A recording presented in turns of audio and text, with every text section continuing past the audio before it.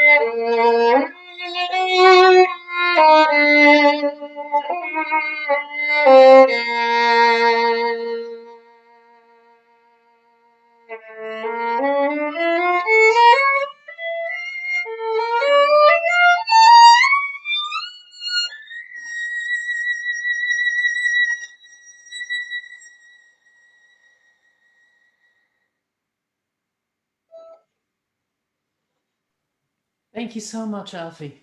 That's Thank you. gorgeous playing. It's lovely to hear you today. Tell me, what do you know about this work and Well, about I'm Wieniawski? Polish romantic composer. I'm not too sure about the second music. Sorry, not too sure about the second movement of the piece, but I guess it feels like a well-deserved break from the first movement and sort of a preparation for the third movement. But yeah. Well, absolutely everything you've said so far, I would totally agree with. What's interesting also about this piece is that during this period when it was written, which is in the middle of the 19th century, so he would have written this around 1850s, late 1850s, he starts using a new kind of form whereby the orchestra leads into the second movement, which is quite unusual. And you have a 34 bar rest before you begin playing this. Which, on the one hand, Alfie, as you say, you're very right. It gives you a well-deserved rest after a huge amount of technical stuff to deal with. And on the other hand, it gives you a chance to contemplate and wonder what it is what story you want to tell. And it's worth remembering that Wieniawski premiered this piece, and it's interesting for us as violinists to actually realize that we're not just playing a piece by a very brilliant composer. We're playing a piece by a person who knew the instrument inside out. Hmm. And I have the impression that also you can feel that it sits in the hand well. There are pieces for violin, they're a bit uncomfortable, and this one really isn't. It should really feel like more like you're coming home to something. The title of the second movement is interesting. The fact that it has a title is interesting. It's called a what? A Romance. romance, that's right. And there's all kinds of things we can think about that. There's romance from the perspective of yourself and myself living here in the year 2021 and what we understand under romance. But then there's also, of course, the romantic aspect of somebody living in the 1850s, 60s in St. Petersburg in Russia. A Polish gentleman who ends up later in his life going to Brussels to be part of the conservatory there and to become a great and revered teacher. So it's a bit of a chameleon. He can do just about anything. And he gives a title to his second movement beyond just a tempo marking, which many composers would have just done. Just give it a tempo marking. This is an andante non troppo, but he calls it a romance. So I have a question to you. When you're playing this piece, do you feel like you're telling a story or do you feel like you're just playing some notes? I do feel like it, well, sort of like a story. I don't have a story in my head for it, but it feels like it flows like a story.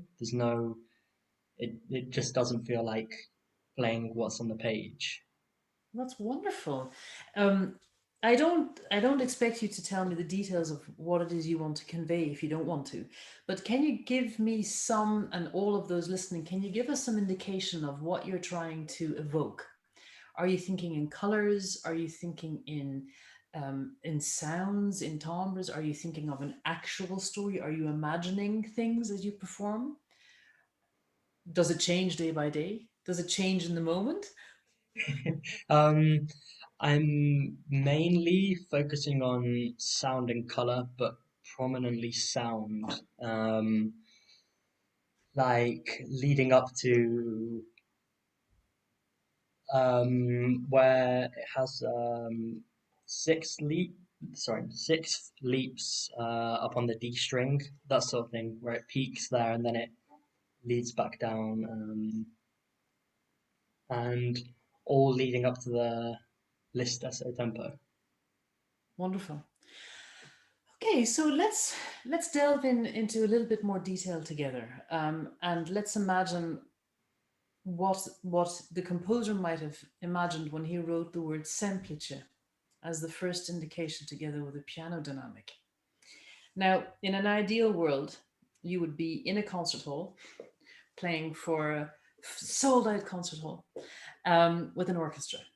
And it would make you ponder what is the expectation when you have a piano dynamic. So, in any case, when you're practicing it, of course, try and work with piano colors. But remember that in an ideal situation, you'd probably have to play a little bit louder or project a little more to be heard.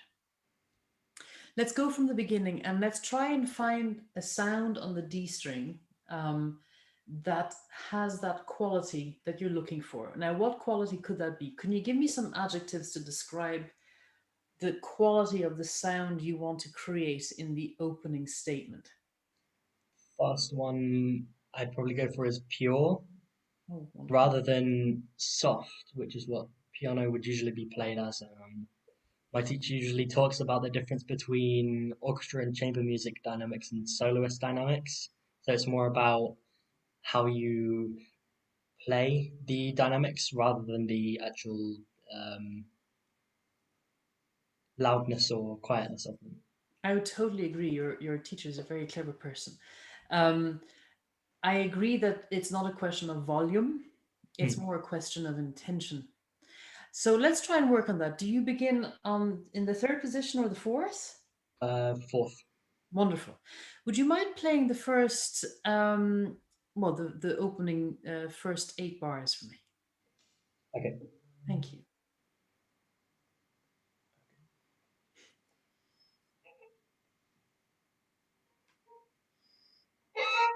Sorry.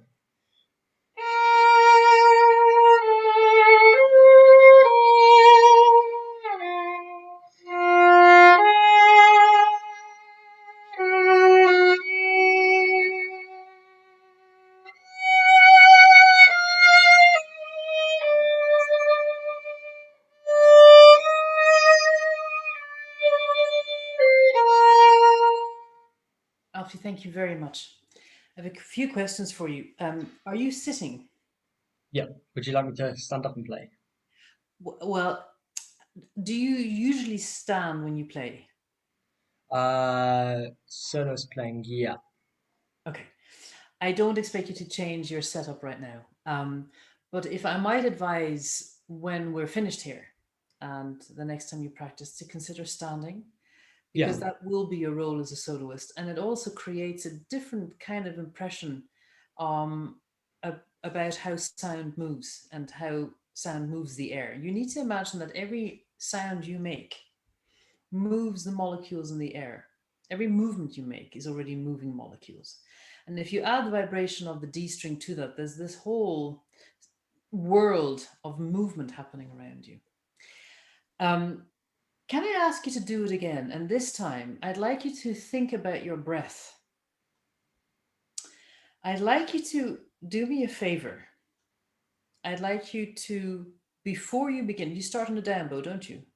Yeah. I'd like to, before you begin, do nothing except breathe in. You can prepare, in this case, your second finger because you begin in the fourth position. You can make sure that your intonation is where you want it. If you want to cheat, you can tap the string so we can hear that first note, that B flat already, and prepare that note. Yeah? Just start there first of all, preparing that note. Okay. Now I'd like you to imagine the sound that you plan on making before you play it. Is it going to be pure? Would it have air in it? Would it be breathy? Do you want to vibrate a lot? Do you want to vibrate very little? Do you want to develop the vibrato on the first note from the very beginning on? You've got so many options here. But before we overwhelm you with all this instruction, I'd like you to just breathe in through your nose. And when you begin to play, I'd like you to breathe out at the same time as you begin that first note. That's all you need to do. Just play me the first bar Make sure you have the note you want. Visualize or imagine in your inner ear the sound you want to create. And inhale before you begin and exhale on the down bow, please.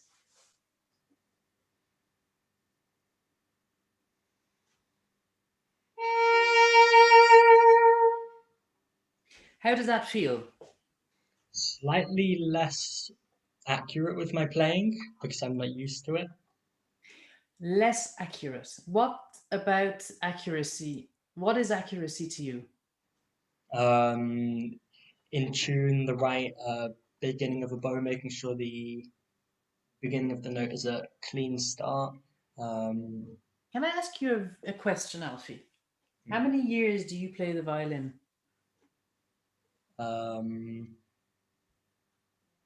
11.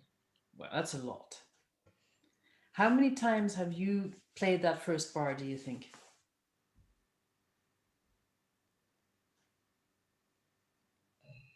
Few hundred. Right. I'm sure you've heard about this. I mean, it's everyone's mouths now. The idea that a musician needs 10,000 hours to achieve professionality, so to speak. I'd say you're close there with 11 years of practice, and you've played this first bar 100 times at least. So I'd be willing to bet that if I were to wake you at 3 in the morning, you'd play that first B flat perfectly, and the note would be wonderful. But what I'm not entirely sure about is whether you're imagining the sound of the first bar before you play. And I'm concerned that when you begin, rather than concerning yourself with the intonation and the accuracy, as you call it, that you let go into storytelling. Because I think that the likelihood that when you breathe out, you have greater movement, and that you also, through breathing, de-stress yourself from these concerns and start concerning yourself with the music that's there. Just for you to know, we're in a time, from a classical music point of view, which they call the Romantic period. And it's all about this lush, warm idiom. It's all about the character of something and about enchanting people.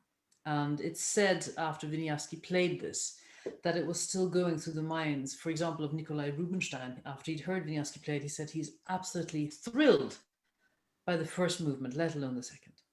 So try to think about these things before you begin. Of course, it takes practice to breathe. Believe it or not, we do it all the time, and yet. Breathe in and then out. And consider starting with a little bit less crunch to the sound, and letting your arm move a little more quickly across your strings. You want to try that?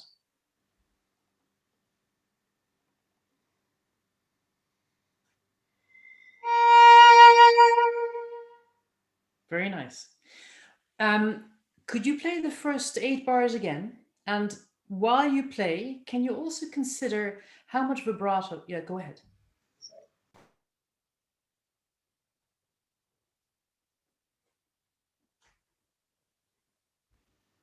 Okay, sorry. That's all right. Could you consider how much vibrato you place on different notes? Okay.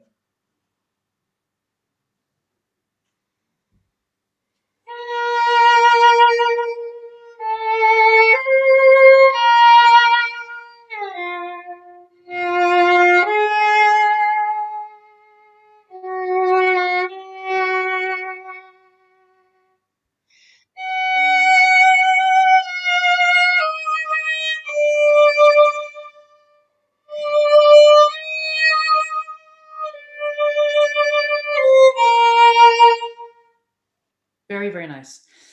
Do you feel comfortable in the tempo you've taken? Yes. How do you imagine the tempo before you begin? Or what do you think about as far as tempo or rhythm is concerned as you play? What do you mean by that? Sorry, what tempo do I usually play? Well, I'm wondering, he's written a 12/8 time signature. And of course, if you were playing with piano or with orchestra, I'm sure it would all be very, very clear. But it's wonderful if I can get a sense of clarity of the direction you wish to take, and that the semiquavers have the same quality. There are two semiquavers that we hear as semiquavers, but yet we have this feeling of pulse as well going on. So it might be worthwhile considering this sense of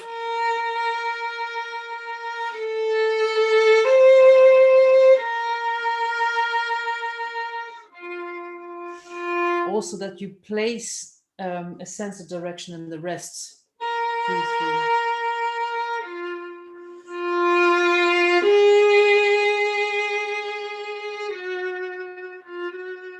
But there's a little bit more clarity about how you subdivide it. So you might wish to consider this pulse as you play. Do you want to try one more time?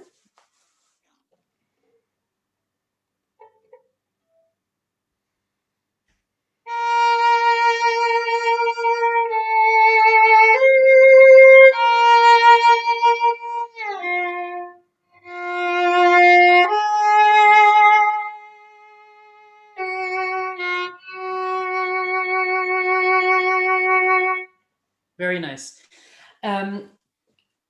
Just for you to something to think about, both in the third bar and then later as well, that you save a bit more bow, leaving more for the shorter notes. Yeah. Okay. Shall we go on after the first 8 bars to the next part? Would you like me to play from the beginning but carry on? Absolutely, with pleasure. Yes.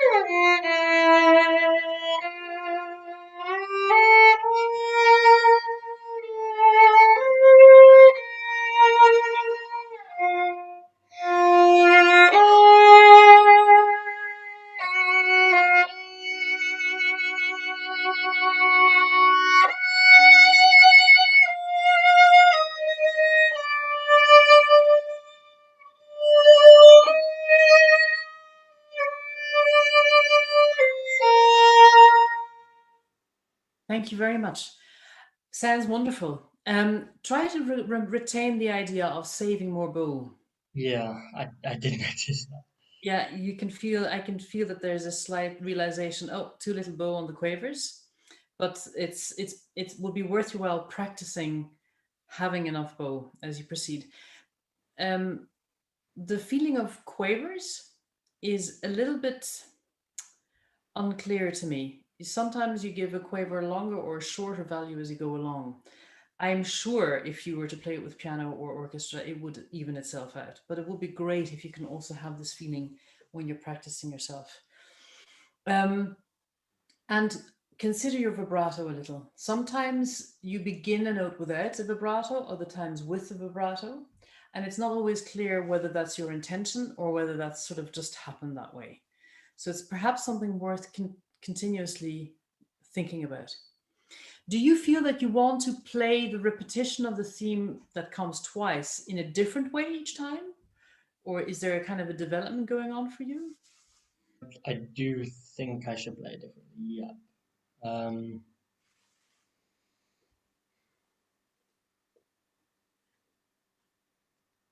How would you suggest I make it different from well, if you look at his dynamic markings, it seems that he is expressing a wish for the music to grow in intensity. The Semplice marking at the beginning also suggests that he wants the beginning to be quite simply put.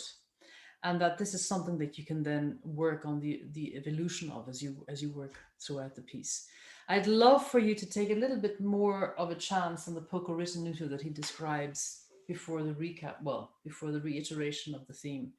And I'd love if you could be a little bit more daring with how a piano or a mezzo piano or a forte sounds. And I don't necessarily mean that again in a purely dynamic way. Something to do also with voice leading in this way, how you want to develop it. So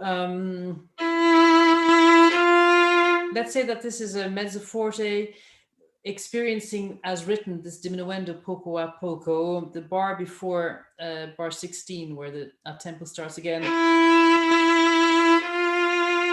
Here, save your bow and consider whether you want to start with very little vibrato and develop it, or seamlessly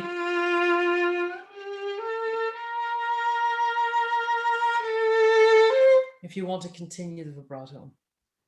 But certainly do a slight ritenuto, certainly do a slight diminuendo in recognition of, I mean, we all know it, the whole audience knows this is about to come back, and it would seem more organic if you took a chance on it.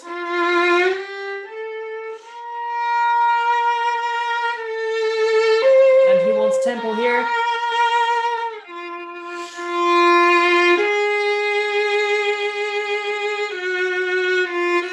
Be sure that I understand your quavers.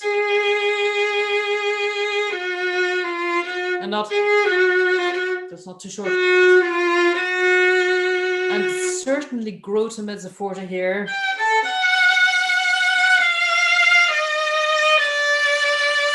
I would recommend you sustain your sound.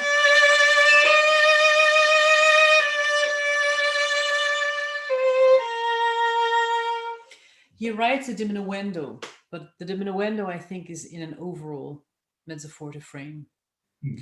So he repeats himself, which is fair enough. Now comes the exciting part, the Anamato. And he uses accents, he uses rhythmic shortening to create more excitement in the music, more movement. Would you like to play that for us, please, from bar 26? Where he begins on the G string, he also creates a deeper sound to lead in to the Animato. Do you see where that is? It's the bar before. Okay, yeah. Would you like me to go from the D flat bar or the C bar? If you'd like to, sure.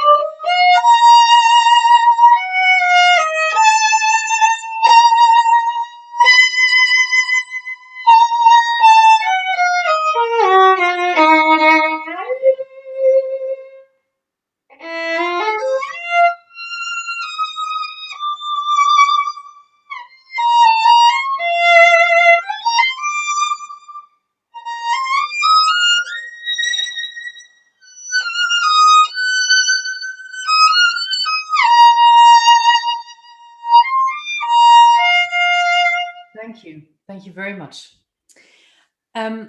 Alfie, have you heard of the terminology porte-voix? I've heard of it. I'm not too sure. No worries.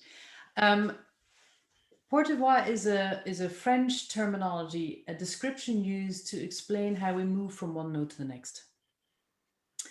And during this whole Romantic period, from the 1830s onwards at the very latest, great violinists such as Bayot and his student de Berriot, these gentlemen are all considering how they can imitate the sung voice more. So they're all thinking about how they move between one note to the next, particularly because we play a singing instrument as opposed to a purely percussive instrument. I spoke about this with Finian during our preparation for yesterday's recital, and how envious pianists can be about the fact that we can sustain notes without use of a pedal, and that we can create what you would know in terminology as a glissando. So how we move from one note to the next is something, for example, a singer will also have to think about. And if you think about it, even when we speak, we constantly consider how, whether we know it or not, we consider how our voice moves from one note to the next, or from one word to the next.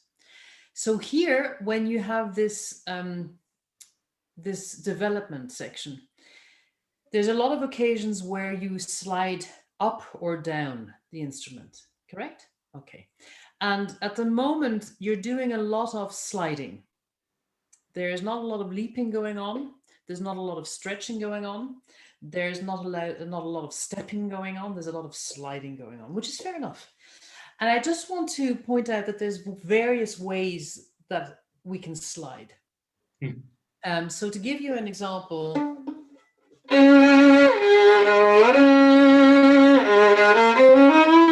so here, this D flat to the A flat.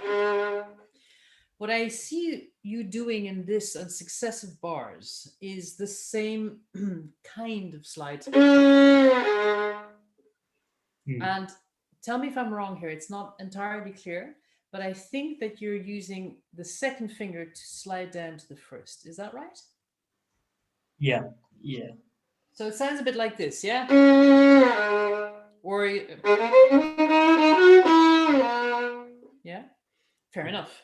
It's one option. There are other options available to us. We could, for example, make the slide a little bit more subtle, traveling across the string and actually joining the D flat to the A flat by use of the first finger. So that would look like this, as opposed to just, you see what's happening there? Yeah. There are other ways of doing this. I mean, theoretically, you could also slide that way, which would be quite unusual. But there are ways around this slide that can make it a little bit more subtle. And what I love, I don't really mind what you do. It's your chance to express yourself, but it'd be great when the language you're using of sliding from one note to the next changes a little, so that we know to expect something new, something different. Right. One thing I'd love to recommend to you. Do you want to try it once?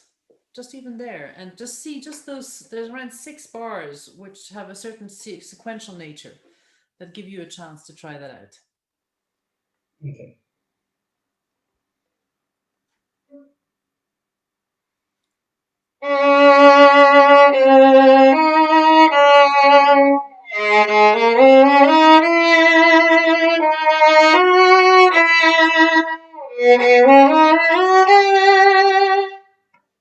Yes. Does that feel different? It does, yeah. I'm slightly worried about keeping the sound completely, keeping the sound concentrated with that sort of slide, though. Is there a way around it? Concentrated as in you want to have a continuous sustain of Yeah. that. It's a question of color, and I think it's also a question of taste. I wouldn't recommend sustaining the sound in exactly the same way throughout.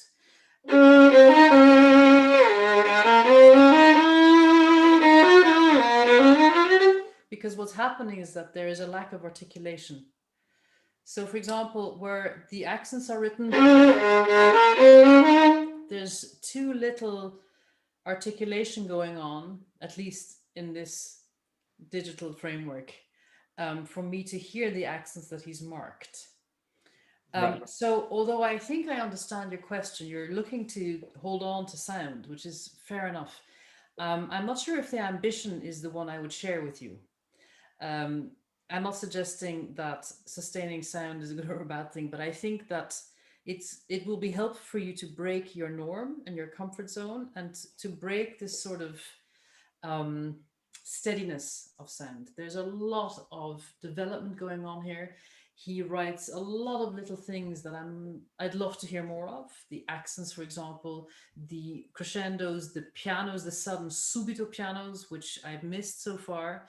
Um, the forte, all of these wider frameworks, I would love to hear more of. The dolce, I'd love to hear more of. I don't think there is any necessity to seek a loud sound, if that's what you're going for.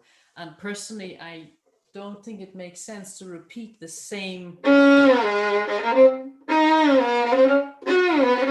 because the audience gets used to it and there's no more thrill. There's no more sense of new, Yeah. you know? Would you like to play the end for me? I gather you don't have bar numbers, but perhaps you have a dolce marking as well. It's around 12 bars before the end. That's Okay. right.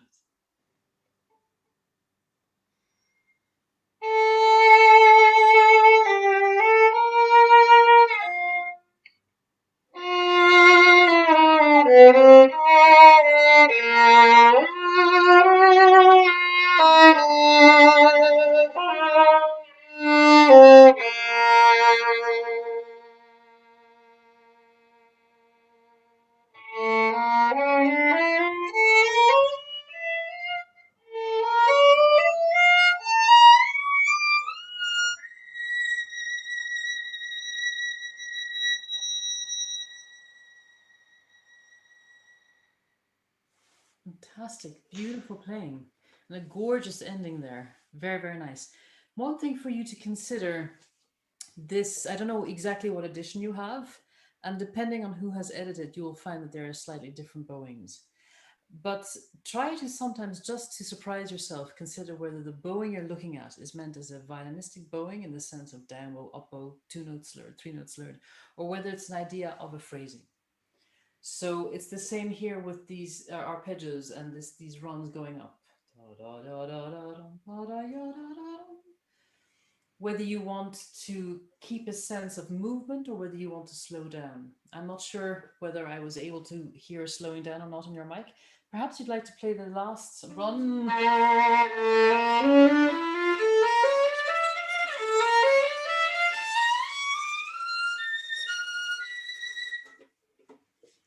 Would you just play the last one for me, please?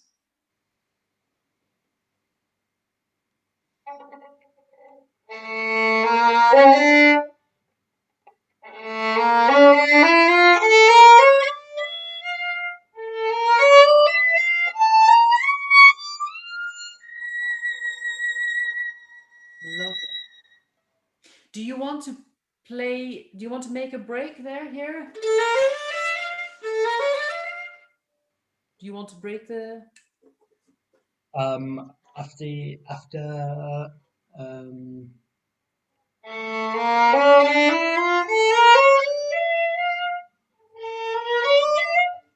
Yes. Do you want to make a break in sound there? yeah, I think so. Can I ask why? Um, I the only reason is I just like the sound of it. It's not much of a reason, but would you suggest not doing it like that? Well, I'm the last person to stand in the way of your interpretation, of course.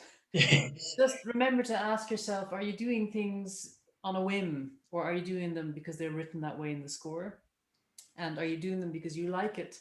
Or are you doing it because it makes sense in the bigger picture? Don't forget there's an orchestra playing with you. there's it's basically a run up towards a top note. The interesting part is the fact that you're ascending to a final note. So you might want to consider, if you do want to slow down, not cutting the sound, so that we don't have the sense that you're playing two separate codas, but that it's still one long. Okay, Alfie, yeah. thank you so much for playing today, for taking time, and for Thank you sharing very this much. gorgeous music. It's been a real pleasure to listen to you today. Thank you very, very much. Thank you for teaching me. My pleasure. Thank you. Thank you very much, Alfie and Gwendolyn. And now we'll move on to our second participant. We have Anna Pasetto, who is standing by. Anna, welcome to our class. Hi. Hi, Gwendolyn.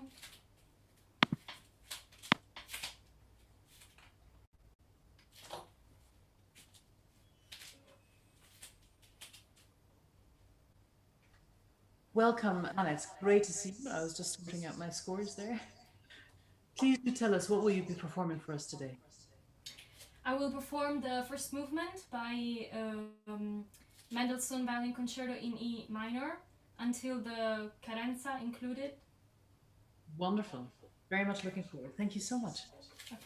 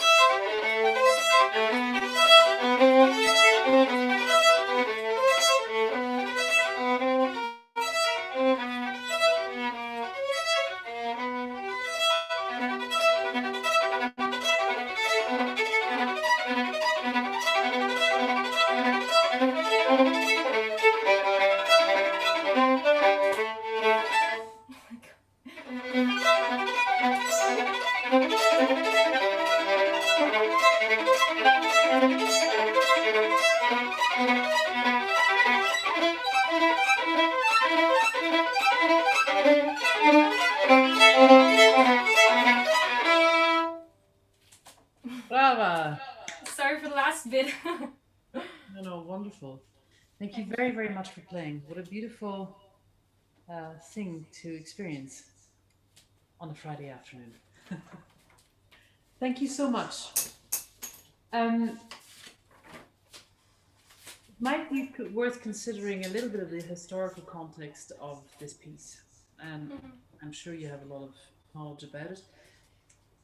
Felix Mendelssohn was actually enjoying a very successful career by the time he wrote this, and he himself was a hugely gifted musician and composer. We know that some of his most seminal works he wrote already as a teenager.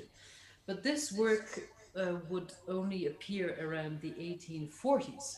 And 6 years before he started working on it in depth, he wrote to his longtime collaborator, Ferdinand David, who was sort of like the background engineer on this piece with him. He would have consulted with David a lot to make sure that the piece suited the violin. And Mendelssohn wrote to David to say that he had a theme in his head that he couldn't get rid of. It was an E minor theme and it was running through his head, and he wanted to write David a violin concerto. And a lot of the times when we play this piece, we start to realize that there is a so-called earworm in this music. There's this theme that doesn't let us go. And he returns to this theme throughout the work. So most likely this opening passage is what Mendelssohn had in his inner ear and carried with him for a long time until he finally sat down to write this work. And it's had its premiere in the mid-1940s and already received rave reviews. So unlike a lot of works that we know from very famous composers where the very first time it was played, people might have been a bit nonplussed, this was already from the very beginning hugely popular. And like the Wieniawski that we heard from Alfie just before, it's a cornerstone, it's a milestone in the violin repertoire. And something for you to bear in mind, Anna, there's at least two things that Mendelssohn does that are unlike many other composers. And he shows it to us in this violin concerto. The first thing to bear in mind is that sometimes the things that he tells us most intensely, he writes in a soft dynamic. So a lot of other composers have used this rawr thing to make their statement. And Mendelssohn draws intensity and excitement and an inner sort of tension with piano markings. And he does it, in fact, also through the cadenza, which he closed with today. This cadenza comes, it's an extended solo on its own. So by definition, because the orchestra falls away, it's a quieter part of the music. It creates a very rhythmic impulse, the ricochet that you apologized for. It was fine, don't worry. But this ricochet actually leads and dovetails back into the orchestra returning into the fold. Now, what's really interesting to bear in mind is that the balance of this piece, the cadenza comes in the middle of the movement and not at the end like it had with most composers. And it coming in the middle of the movement inspired some composers after him as well, such as Tchaikovsky or Sibelius, to write their cadenzas towards the end, towards the middle of a movement instead of the end. So there's a good thing and a bad thing about it. It means that you get to play this sooner than in other cases. And the other thing is you need to create a lot of interest right up until this point to keep people really intrigued. In any case, bravo for all of it. I'd love to go through a few bits and pieces. You play beautifully, Anna. And it's been a real pleasure to listen to you. I'd like to work a little bit on the opening theme, perhaps just, let's say, until, I don't know if you have bar numbers or not, but perhaps until the letter B, if you have that, which is just before the bigger tutti. I'd like to talk a little bit about the opening theme. I'd like to talk a little bit about, well, can you tell me what edition you're playing from, just out of interest? The Henle Verlag. And who is the editor?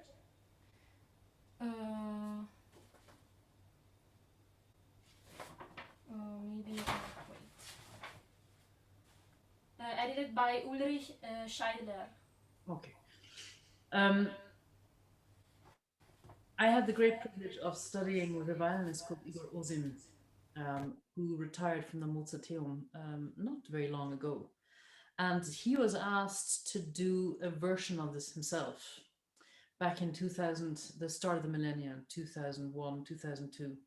and his version appeared some years after he had edited it. And I studied the work with him. And what was interesting about it, why I'm telling you that, is because if you ever get a chance to look at the original manuscript, do.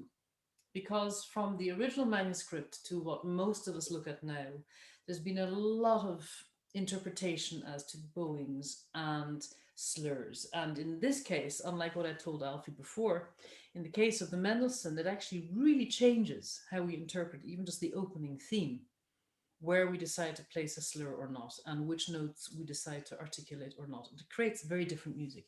If you ever get a chance to look at the manuscript, do. I think you might find it very informative. Please do play perhaps the first theme for me, please.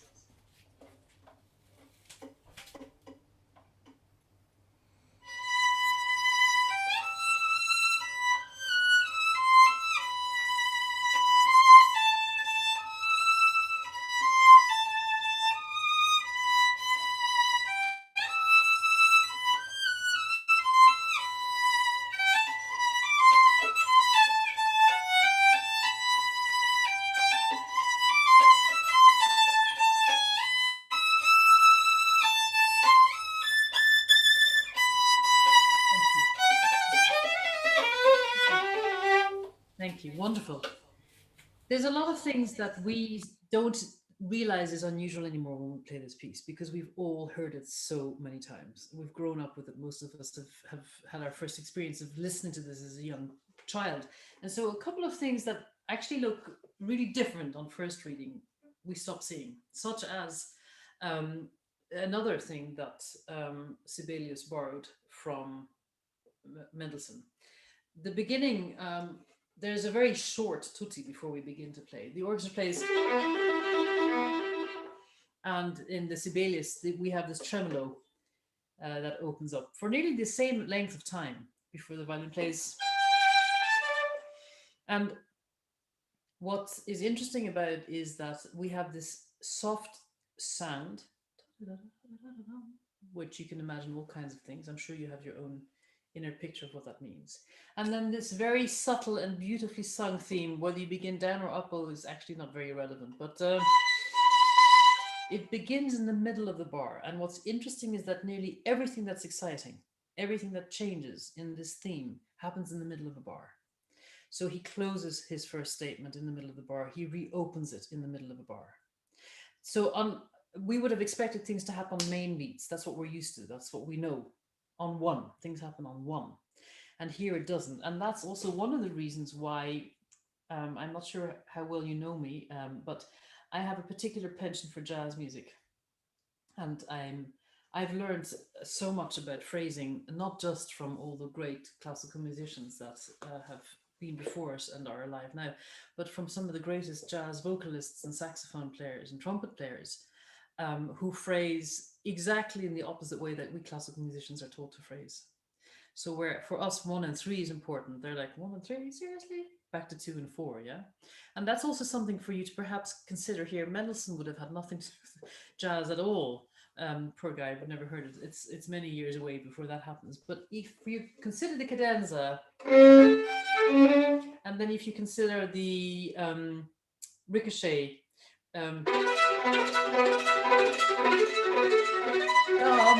again, he starts the orchestra off in the middle with their theme. That's a moment for you to really hold the tempo, and the same is to be said at the beginning. Hold on, try to gain some ground in the middle of the bar, and also realize that some things you're preempting. It's an upbeat type thing. Not. Here we go. And less as it resolves. And again, he moves on into developing in the middle of a bar.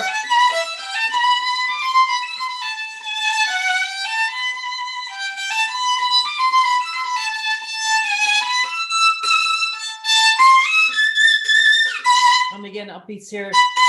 And he starts his triplets off in the middle. And so on and so forth. So within all this shakiness, try and find your ground, yeah? Do you want to play the opening theme again and then go on into A? Yeah. Thanks.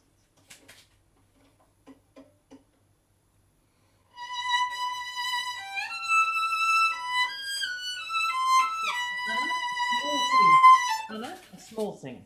And you don't have to aspire to today, but if you can, Okay. try to aspire to a gorgeous vibrato on the highest note that we've come to so far. It's hard, I know, but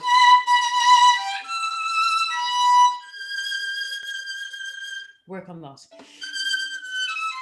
And although you will feel this stress, or I don't like that word very much, the expectation that and the responsibility that lies on your shoulders to play this opening theme, don't rush over it. Take time, etch out your comfort zone within the given time structure, and take the time for these notes to sing them and give them that vibrato. It might take some time to get there, to get to this fourth finger vibrato, but it's so worth it.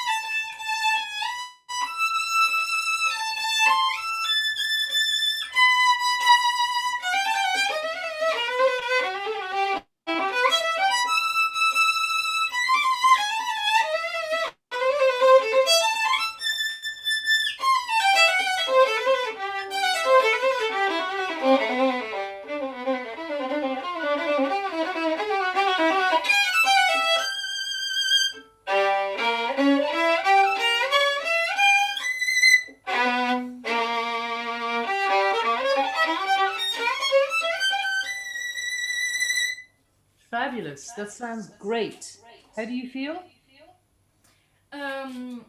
I feel like it makes more sense because before what you said, these upbeats were like kind of confusing to me because I was like, well, that's an upbeat, so I have to go down to the downbeat. But actually, this point of view makes it more interesting and makes sense about how it is written.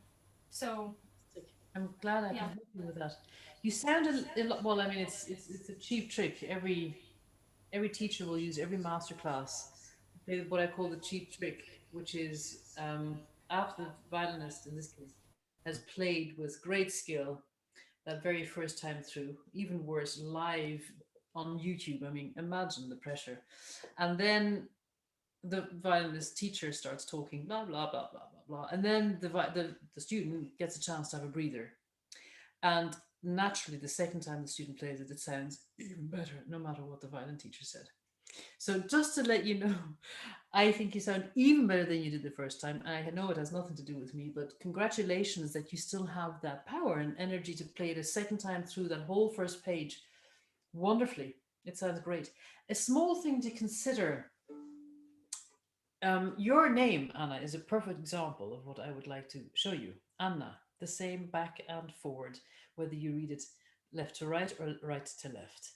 A consonant and a dissonance. So Anna, yeah? We have the same in this music. This piece is basically written for you. We have the same name note repeated throughout the theme. He does it a lot, actually. If you look here, he has 2 B's followed by 2 E's.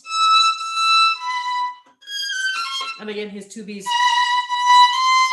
and lots of A's. Don't forget to resolve there with the cadential differences. The reason I'm telling you and comparing Anna to the B's that are repeated, the E's that are the A's, and so on, is that we need to articulate these in order to be heard in the whole. One way of practicing it is to change the fingering, which is a bit risky. So you have 2, 3. Why is it risky? Intonation makes it risky, of course. Changing on the same note in the beginning of a piece is something you would have to practice. But what it does do is make sure that you cut the string, vibrations change, and that there's a clear bam, ba, bam.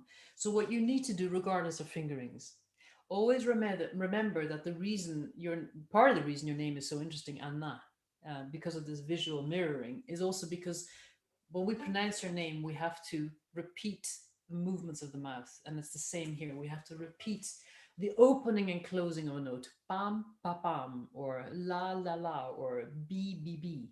But we need to pronounce this.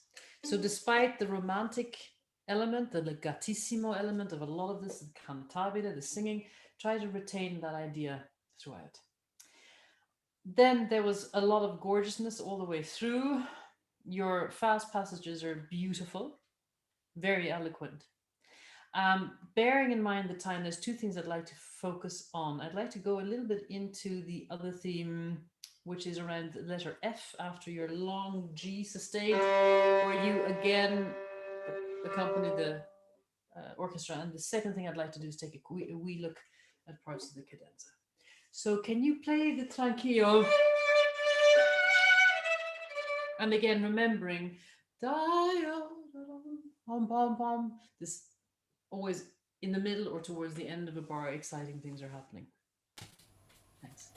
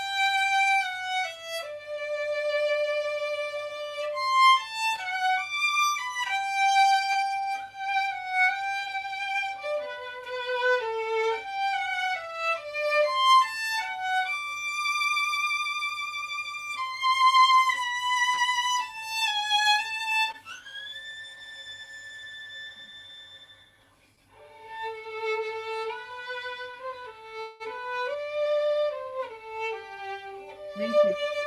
Wonderful. Also here, everybody, a lot of people focus very much on the legatissimo, which I respect. The only issue that we can encounter is that either in the hall or here on the microphones and Zoom and all of that, I hear what seems to be nearly, and it's a little bit too smudged. So I'd like it to be sharper in definition.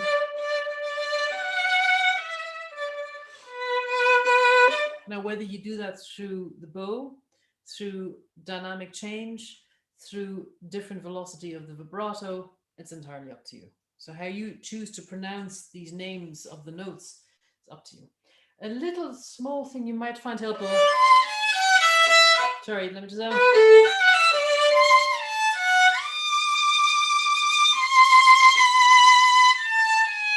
this one here,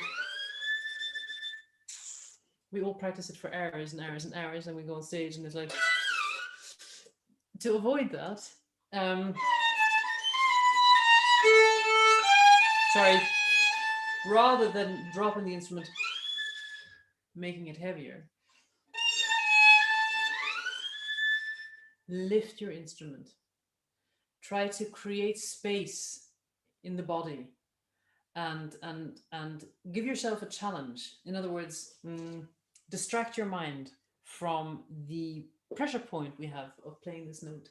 The best way for us to forget something's difficult is to focus on something else. So rather than focusing on achieving the note, focus on raising your instrument and enjoy the journey. We can hear all the overtones actually already. It only becomes difficult if we put too much pressure on the string with our left hand. And by putting too much pressure on the string, we cut out the overtones and then we can't hear where we're going. So, and dare to play soft. You're on your own, more or less. And I think it's probably subito tempo.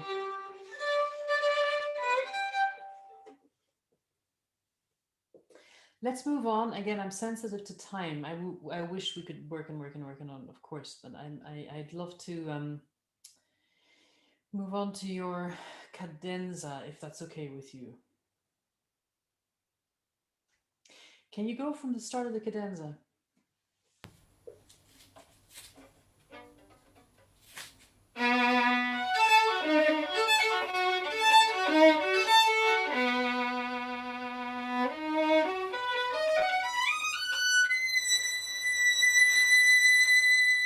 Thank you. One thing I think you will find gives you relief is to raise your arm unexpectedly high on the G string, unexpectedly high for you, for your feeling.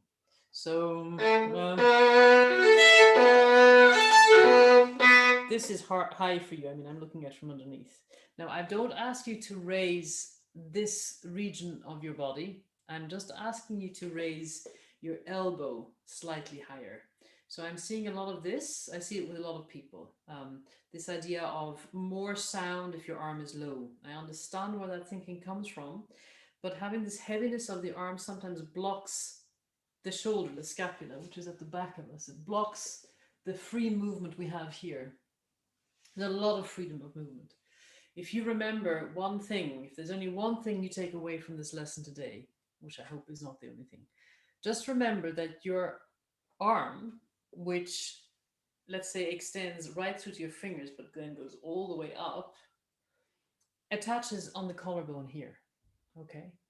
And knowing that it's a free-floating thing, not attached anywhere on the back, gives you greater movement. And with greater movement comes greater freedom, also creating much more intensity to the sound without exhausting you. So it'll feel like you're making movements that are far bigger than you know. And you might think that playing with such a heavy movement makes everything just very loud. And amazingly, we can sensitize our colors a lot more by being free here. So please consider doing that. Do you want to just try at the very beginning this variolage passage?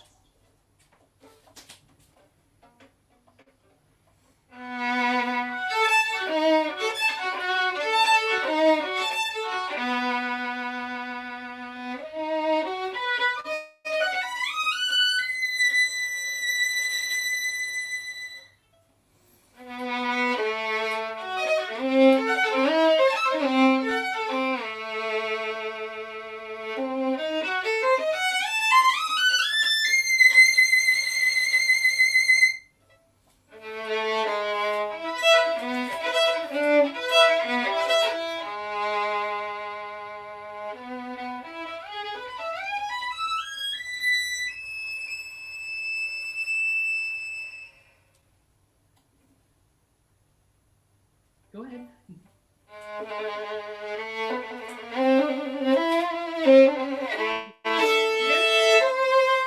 Anna, please consider, rather than accenting each one, it will kind of happen by itself because of the way that we cut the string with our left hand. So consider the hairpin instead.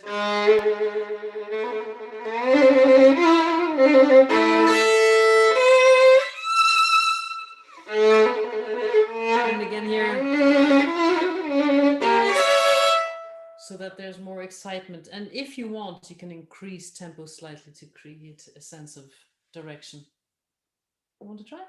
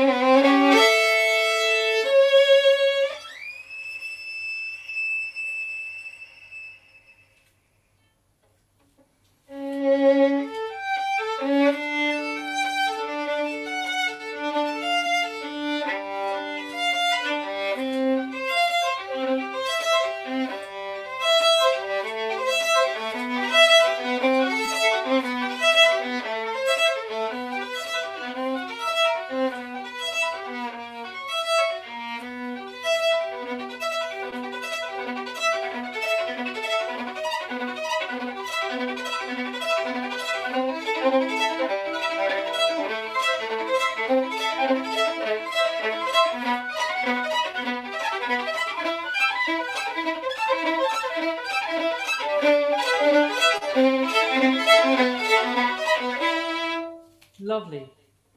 Can I offer you some suggestions at the point of the arpeggi? So it's worth your while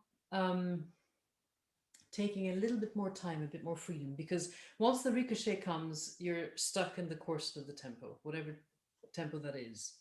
It'll be the one that's dictated by your opening theme, and your pianist or the conductor will hopefully take it back to that theme, that tempo. But I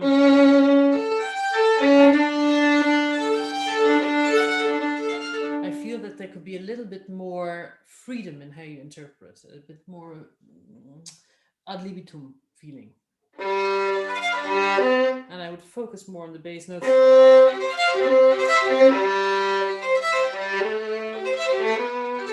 Because this is where the theme is.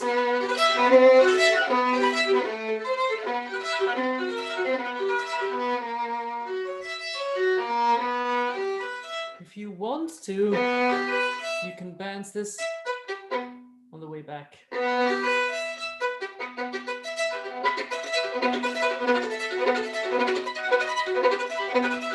Whatever tempo you've come to, as soon as they start playing, you need to hold on. If you go faster, it'll make their life quite difficult. There's a temptation for us to move forward. But whatever tempo we decide on, we have to hold on.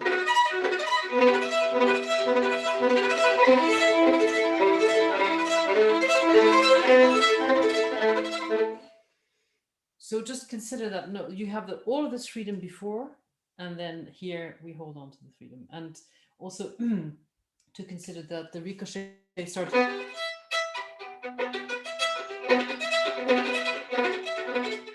That you give that little kick to it if you can. It'll help you bounce the bow. Do you want to play from the tempo?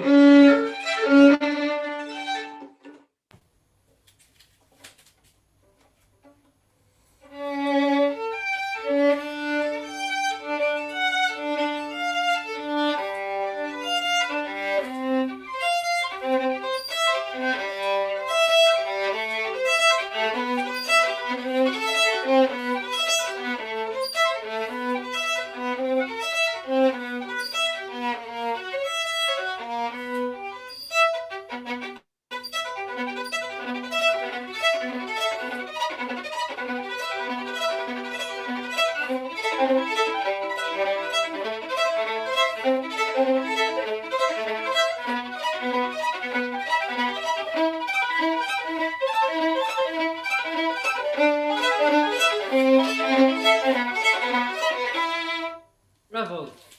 Absolutely beautiful, gorgeous playing. Thank you.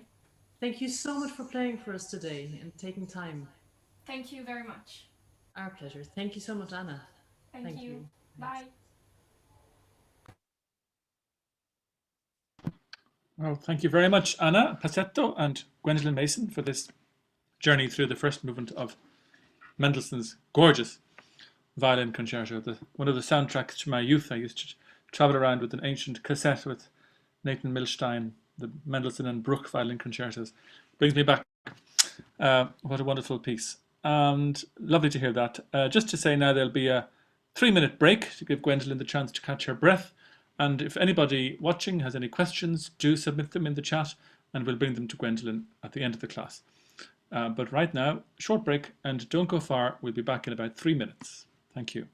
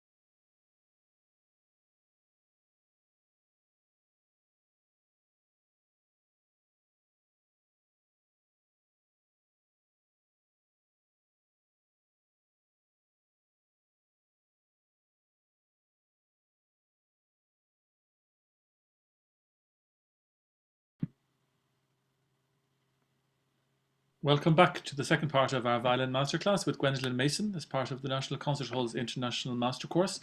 We now have our third participant, Bohdan Doroshenko. Welcome to Bohdan.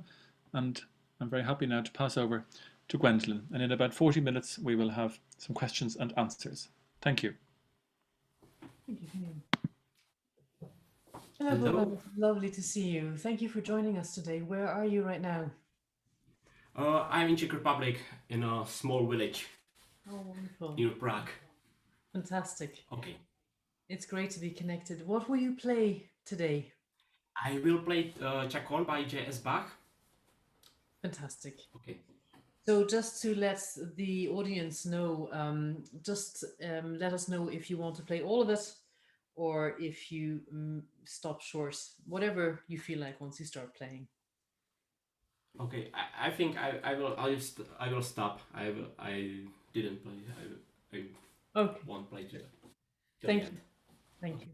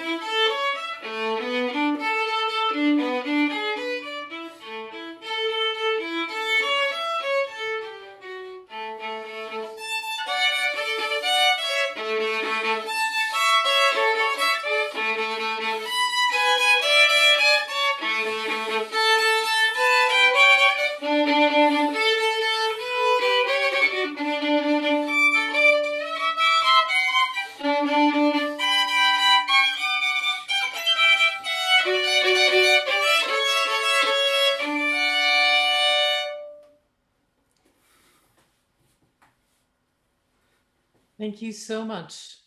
I know this is not the end of the piece, I know.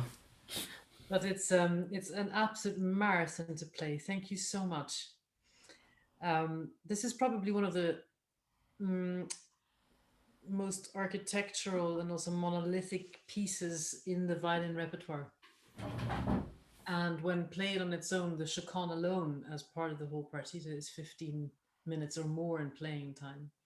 So thank you very much for playing it up to this point and allowing us a little bit of time to talk about it.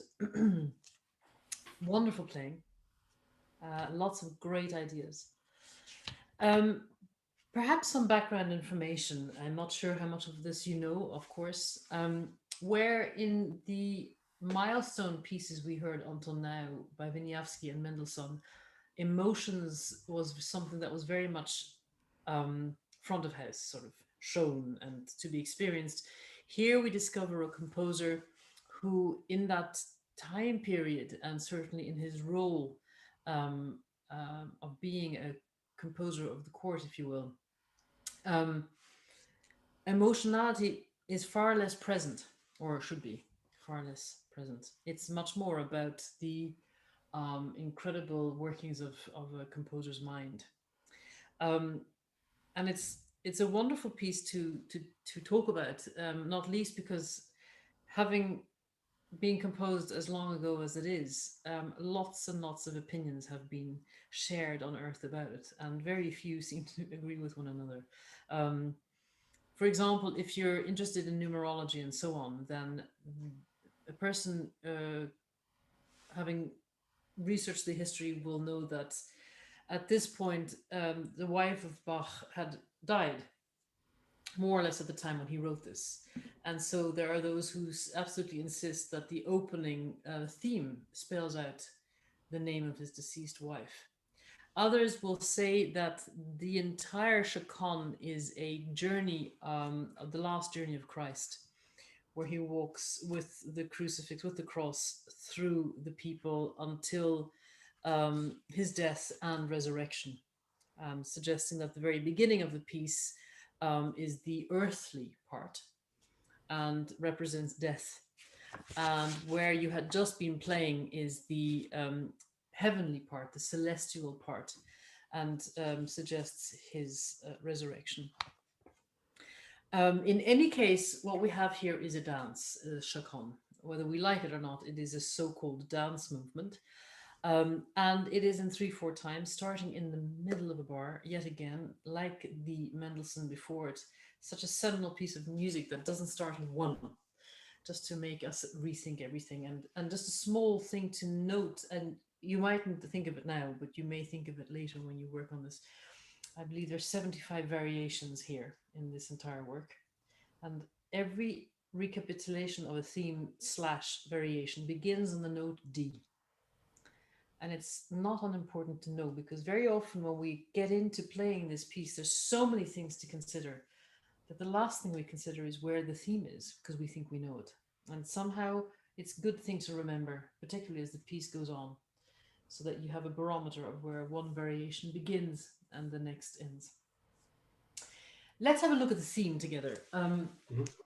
There won't be time to talk about performance practice and fashion, and whether we should play with more or less sound and more vibrato or less on gut strings in a baroque bow or not. And it's also not my place to do so. But what I would love to talk about a little bit is voice leading, which I think across the board people will agree on. I just want to make sure we're on the same page. Can you play the theme, just the theme for me once, please?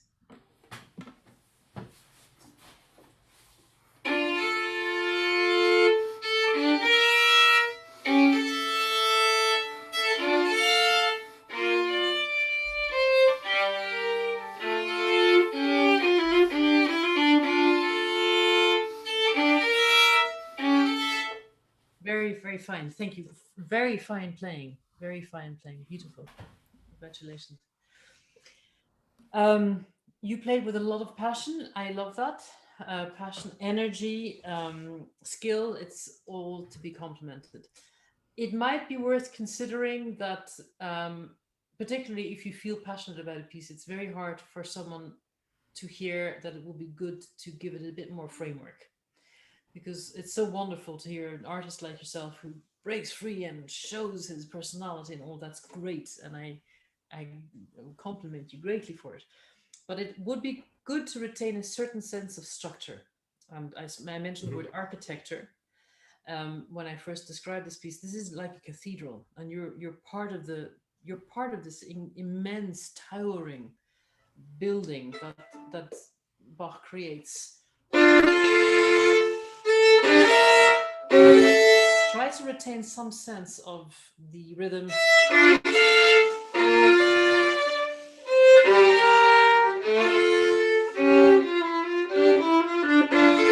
Just that it's not completely free. You play very free.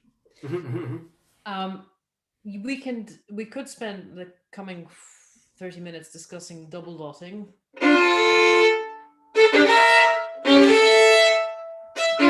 But let's not. Let's stick to what we interpret as written on the page, and just to give us a sense of anchorage, a sense of what is 15 minutes going to be about. It's about this theme. So give it a little bit more structure, please.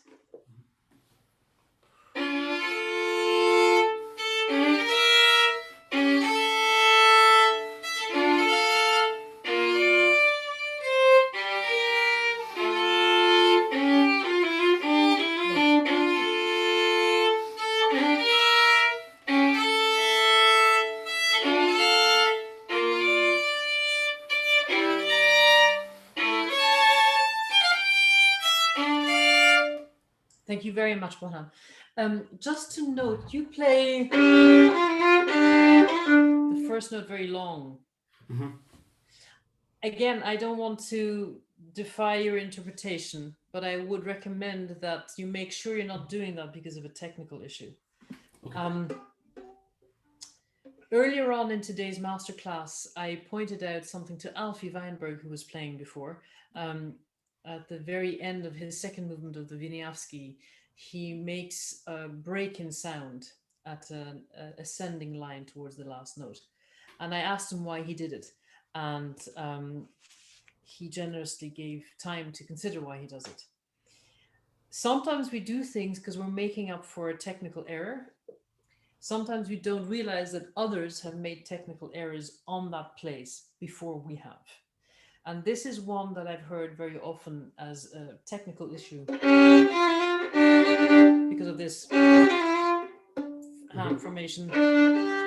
So people try to take time. So that's why I don't recommend that you take time there, because for a violinist, it sounds a little bit like... There's something perhaps worth considering that most people don't realize when we play these pieces. And there's a big discussion between people who want to interpret the piece very romantically, or shall we say classically, in the vein of, for example, sharing, with a great sense of extrovertedness. Bach was under house arrest when he wrote these pieces. So the Bach cello suites and the sonatas and partitas for solo violin, he wrote during a time when he had no keyboard in front of him. And we can suggest that these pieces are actually studies, intellectual studies, and not actually all destined to be played. Now, we know that in the time that Bach wrote this, there were very, very good violinists hanging around. And we know that the Geminianis and Locatellis of this world had already made their mark, and that they were all capable of highly virtuosic performance. But some of the things also in this Bach Chaconne are written in such a way that it really is boggling the mind. How on earth should you play this? So just bear in mind, some of the things you'll see in this piece are in a way not to be taken literally or can't be played. We'll get to that in a minute with the next variation, where voice leading becomes something to consider. Can we move on to bar 9, where the first variation kicks in?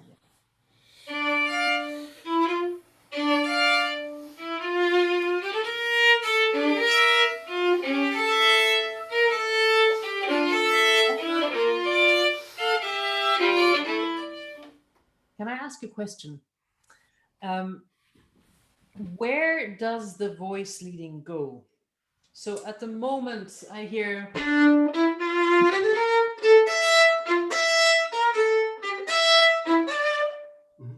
In a D string. of course. So now we get into this murky water where there will be people who say that you shouldn't go back to the note. So yeah, very much in the style of Isaïe, actually going back and forth.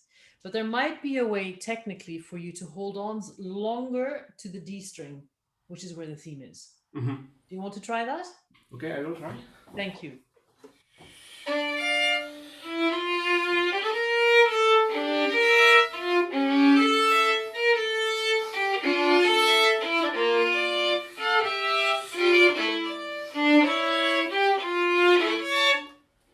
Very good, very good. It's already more clear.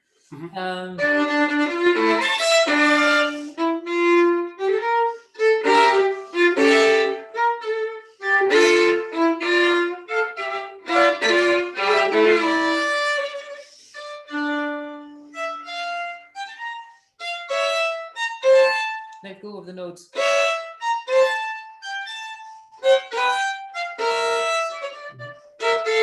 Sometimes let go of one of the two notes to give it a bit more lightness, otherwise it becomes very thick. Okay. You want to try there?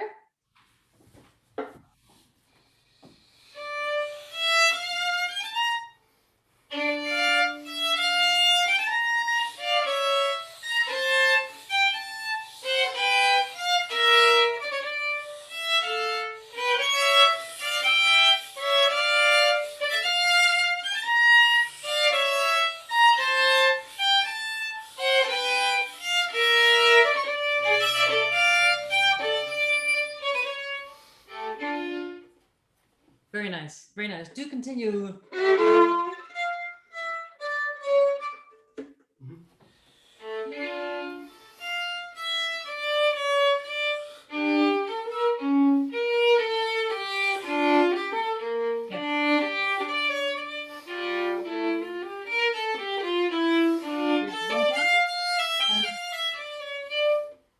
It's beautiful. Your playing is beautiful. I again want to underline that I don't want to get in the way of your interpretation. But I think it's important to draw your mind back to the theme. So when you take a break here, you play.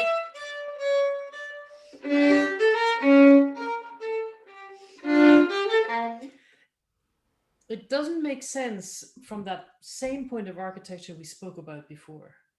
It's still part of a theme. So.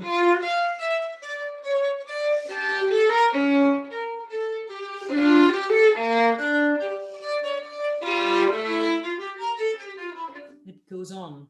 Okay, okay. So I wouldn't take too many liberties with thematic material in this way.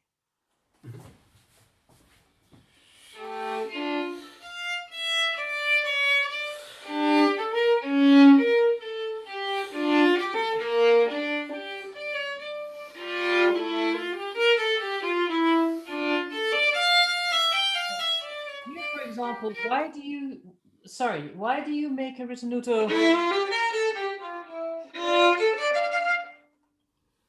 Okay. So again, it's beautiful. I'm not suggesting you shouldn't. It's good to ask oneself these questions. It continues. Okay. It continues. So without stop, it's better.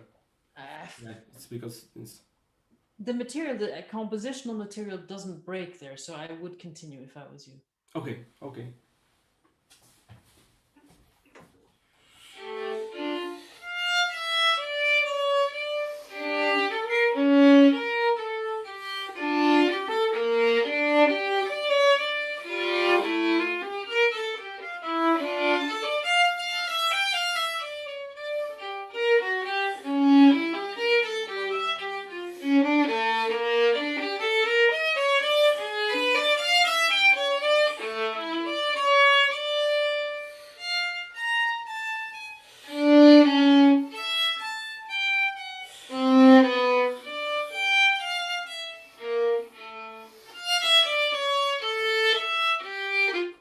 Okay, excellent. Again here, you stop. But why? You stop in the middle of the first beats, in the middle of, literally in the middle. So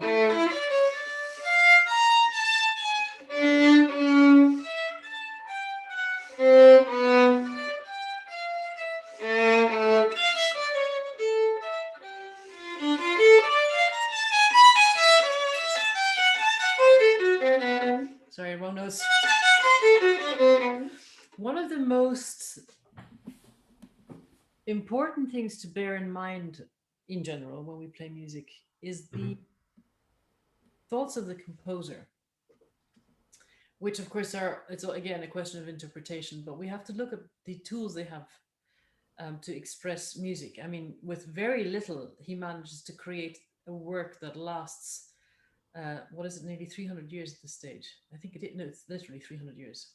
1720s, he wrote this. There you go. Bit of trivia. I think it's helpful to not think too much in the way it's printed. Sometimes we make a break because we see a bar line, and sometimes we make a break because our eye travels to the end of a stave and then goes down to the next one. And the way we play reflects this. So let's try to avoid these things.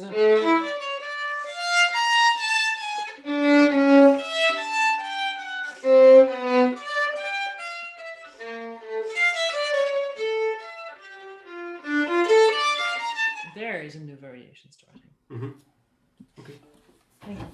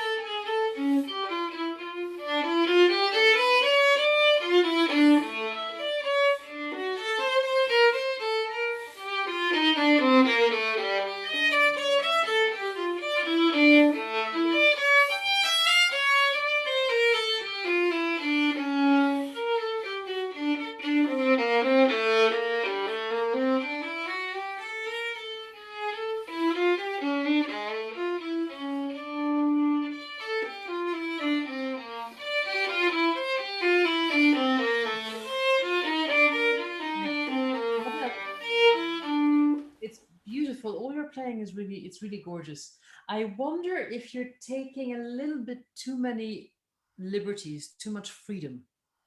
And anyone who knows me knows that I find it very difficult to say those words. How can you possibly take too much freedom? But here I feel that you are drawing the piece beautifully, but into a shape that the theme is not. It's, for example, really okay, so here we are, we're on Zoom, you're in the Czech Republic, I'm in Dublin, we're connected, it's amazing, we can look back on this, and you will have your memory of this moment and I will have mine. And then we have to remember all the others who have theirs. There's at least 4 people on this call right now that I'm aware of, that we've been introduced to, that have played, and my co-artistic director, Finian, is also listening. And then we imagine all the people who might listen to this, who will just randomly Google Bach Chaconne Masterclass, and they'll hear you play. And we'll think of all the people who will also come to listen to this, who don't know very much about the Bach Chaconne, but love music.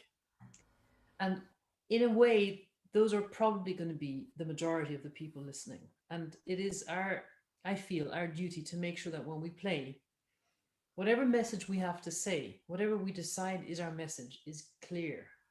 And an example of this is here. This is really helpful to the listener if you show that you're aware that the tune is here.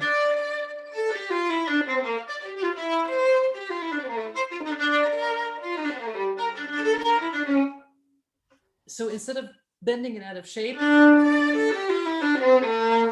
which is what you did, which is also nice, it helps for the acoustic phenomenon, the psychoacoustic understanding, where the points of emphasis are according to what's in the music and not just according to how we feel.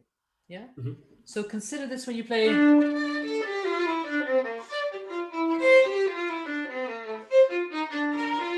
so on. Do you want to play from there? That's for those working with the score, bar 49.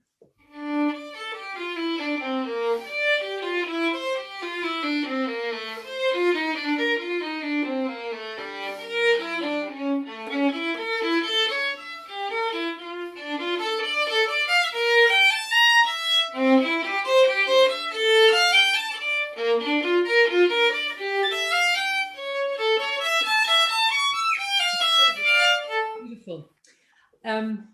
I never thought I'd say this on camera, but there is. Have you heard of Alexander technique? No. Okay. Alexander technique is a somatic practice, particularly helpful for sports people and musicians to give them a greater consciousness of the movements their body is making. There's Feldenkrais method as well. There's Pilates, maybe you've heard of, yoga, all of these things. They all train the mind and body to be more aware of itself and more present. And one of the things that in Alexander technique you'll hear a lot of is to use less effort, do less. Okay. And I'm using this maxim now for you.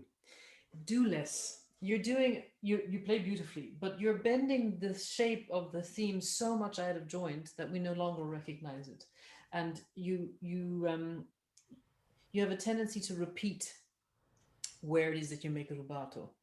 So to make sure that we never know what you're going to do next, surprise everyone by playing a little bit more according to what's in the score.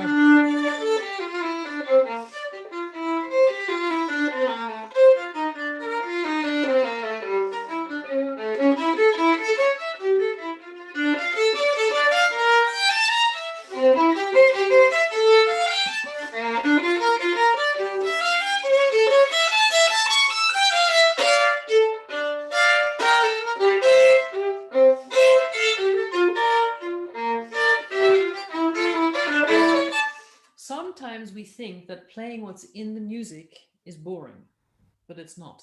With a piece like this, it's so phenomenal that playing more according to what we see in the shape of the piece is more honest in what is trying to be reflected by the composer. Yeah.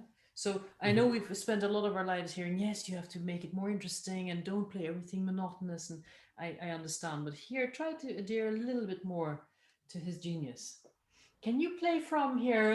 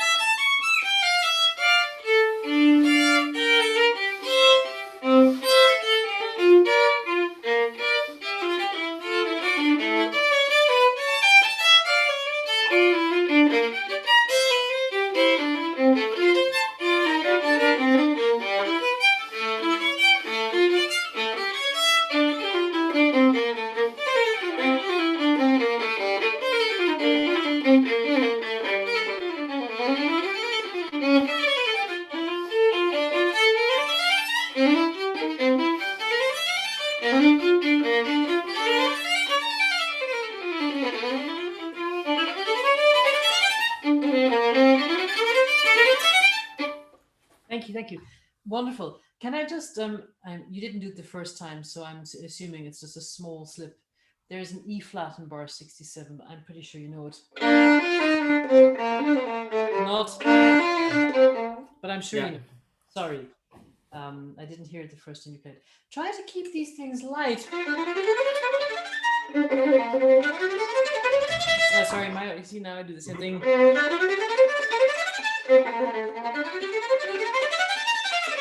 There's no need to play it very thick. It's already so virtuoso because it's so fast. There's a simplicity to it, so keep it light.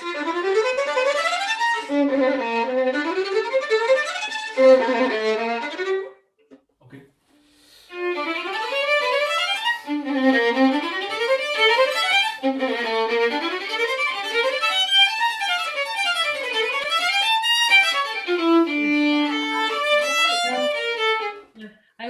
recommend. That's a very romantic idea.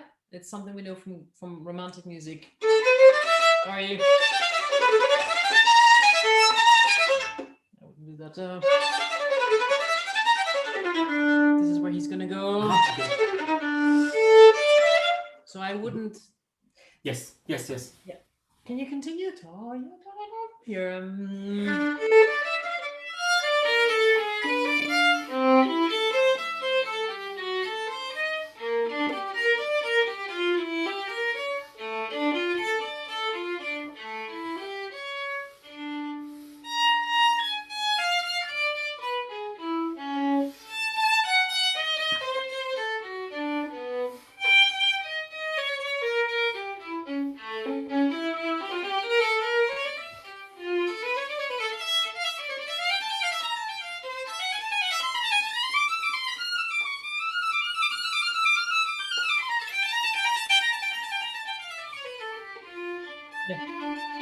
Great. Gorgeous playing. You might want to consider creating something a little bit more mystérioso.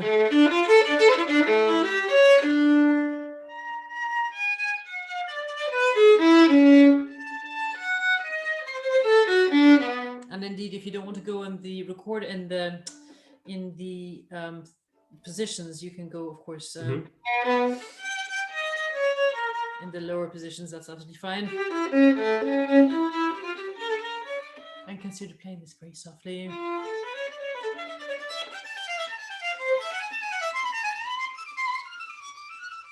There's a tendency for us to hold around, to stick around here, and it's a little bit romantic.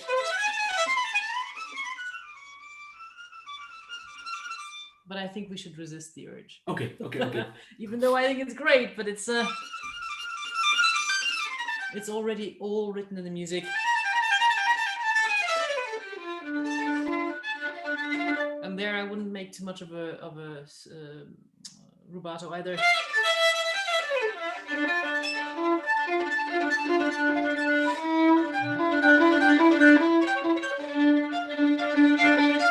And the highlighter.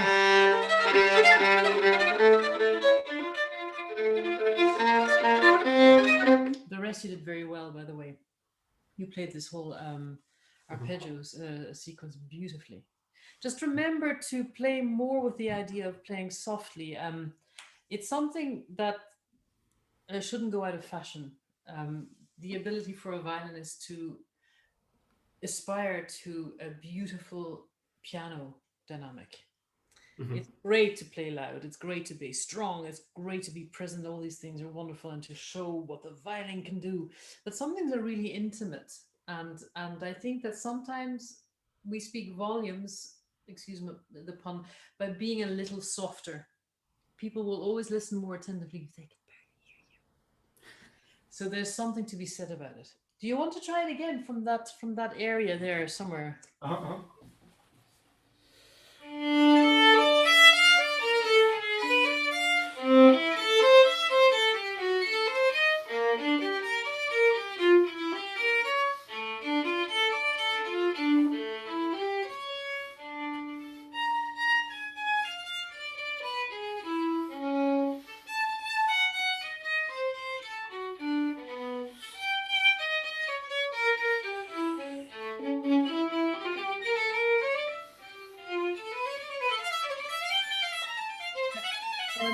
Just remember one thing, the theme rarely, the beginning of the piece doesn't start in one. You remember that? So perhaps consider here, don't fall into the trap.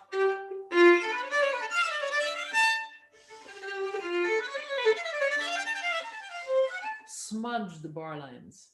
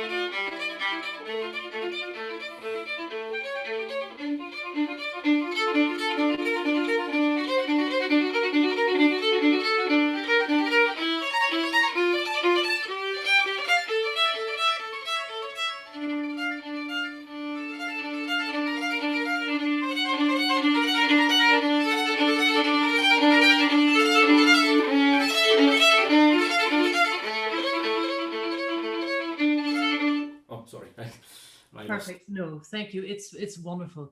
Thank you so much for having played for us today. I really enjoyed listening to this. What a gorgeous piece, a crowning glory to finish this masterclass off with. Thank you very much. I've really enjoyed Thank you it. for ideas. My pleasure. Thank you. Pleasure. Thank you very, very much. Thank you so much, Gwendolyn. Thank you, Bohdan. That brings an end to the performance element of our masterclass. And now we will have a few questions, I think. Firstly, I think our participants have questions for you, Gwendolyn. Bohdan, since you've just performed, maybe do you want to bring your question to Gwendolyn? Yes.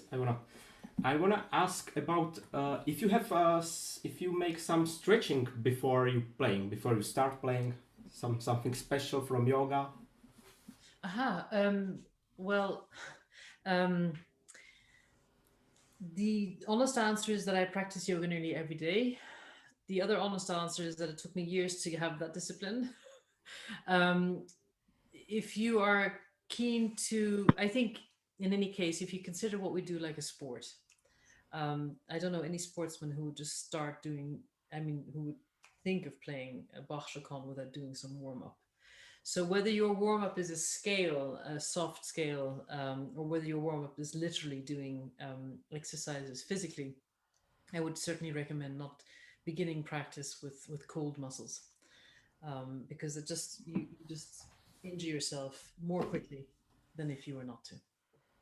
Okay, thank you. Pleasure.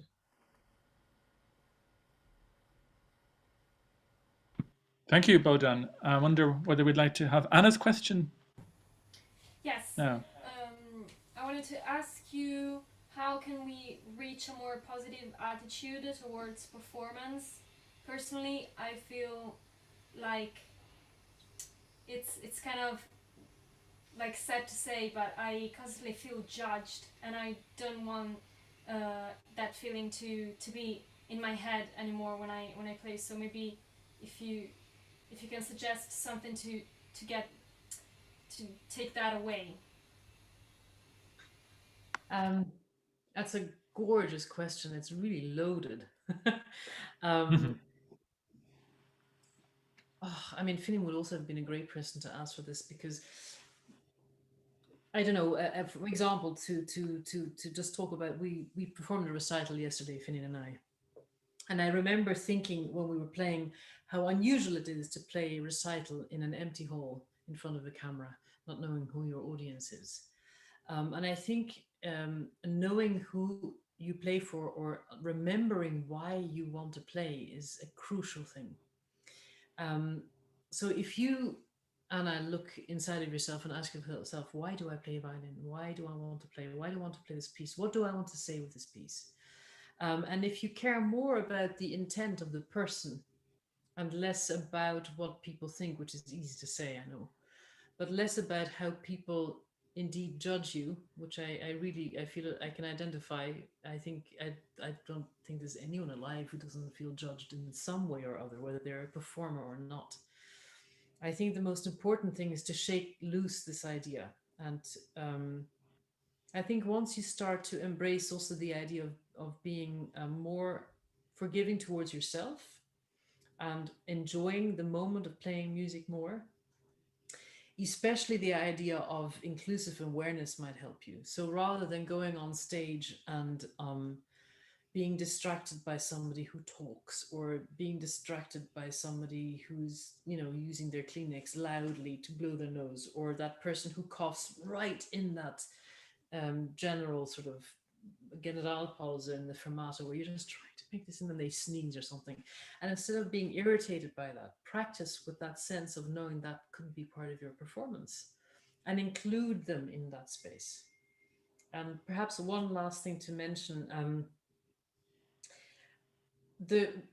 your question, as soon as I hear your question, I already feel a little bit like this.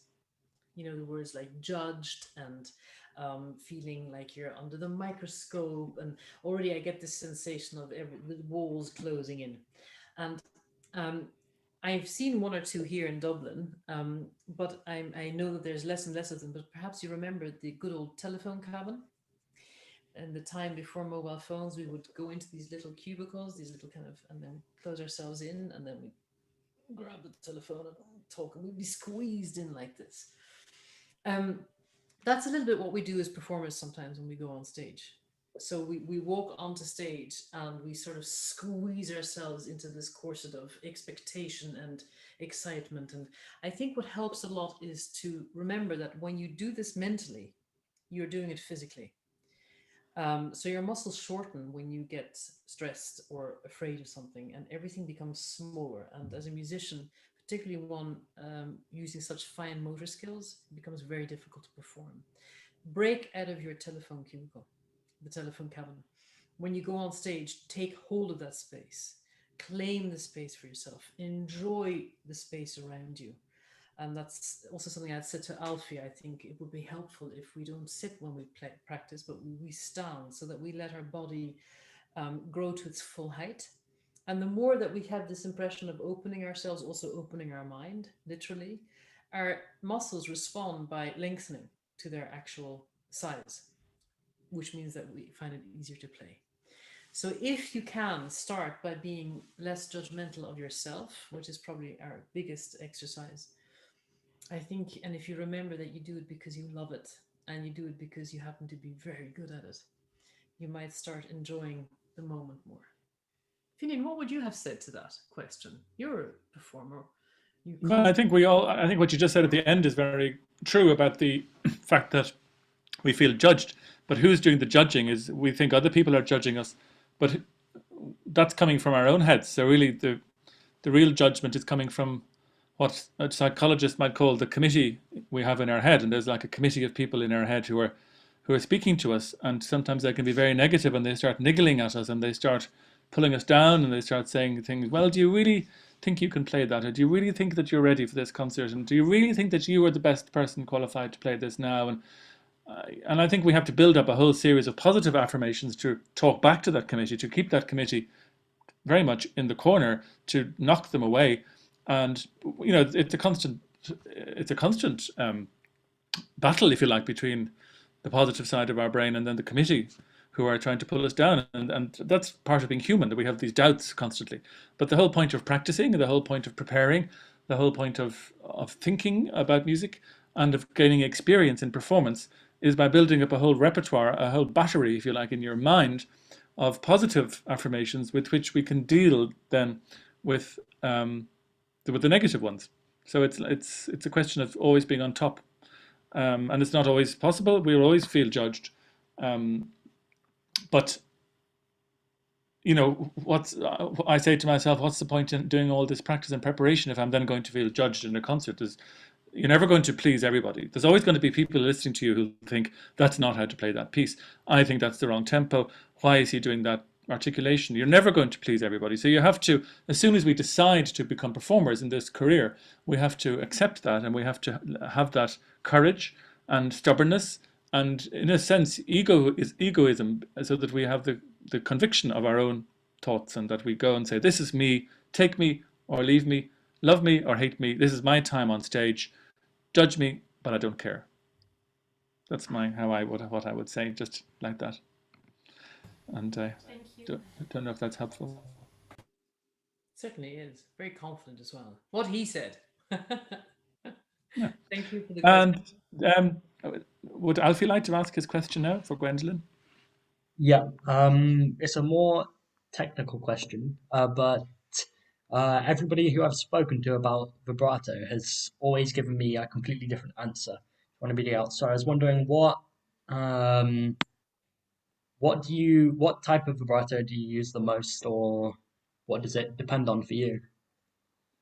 I love the way you started that question with everybody I've ever spoken to has always given you different answers. So there's no pressure in that question at all. Just joking. I don't really know how to answer your question, is the answer to your question. It's also a question of definitions, Alfie. I mean, there's people who refer to a wrist vibrato. And in last year's seminar, actually, in this very hallowed space here, online, the National Concert Hall's second International Master Course 2020, I gave a seminar on vibrato. And I'm not suggesting that it's the ultimate work and finite opinion, but you might find some answers there. I think vibrato is the same as the sound you're creating on your instrument. And I started thinking about vibrato beyond the movement the hand makes. Again, when I was listening to jazz, I'm not sure if you have this experience as well, Alfie, that when you turn on the radio, you more or less, if you like music and you listen to a lot, you more or less recognize who's singing. Do you have that experience, Alfie? Okay. So it doesn't really matter to me whether it's Michael Jackson or Madonna or Amy Winehouse or Carmen McRae or Ella Fitzgerald. You recognize their voices, don't you? And it's become an aspiration of mine to be recognizable. So I don't aspire to being a good violinist. I aspire to having my own voice. And I'm not sure if you know this, Alfie, but the voice, the way that we actually speak, is as identical to us as a fingerprint. So fingerprints, actually, we're not born with a fingerprint.